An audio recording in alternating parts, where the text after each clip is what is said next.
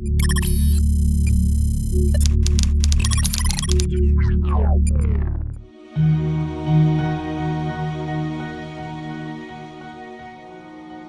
سال پرانی کہانی ہے۔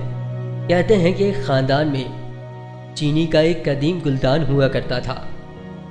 ایک نوجوان نے گھر کے بوڑھے بزرگ سے اس کی اہمیت کے بارے میں پوچھا۔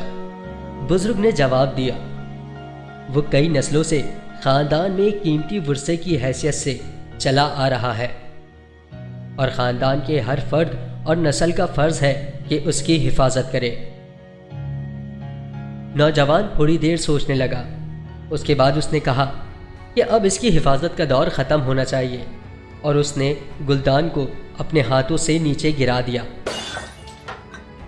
گلدان زمین پر گر کر چکنا چور ہو گیا۔ یہ دیکھ کر بزرگ نے کہا، حفاظت کا دور تو ختم ہوا، لیکن ندامت کا دور کبھی ختم نہیں ہوگا۔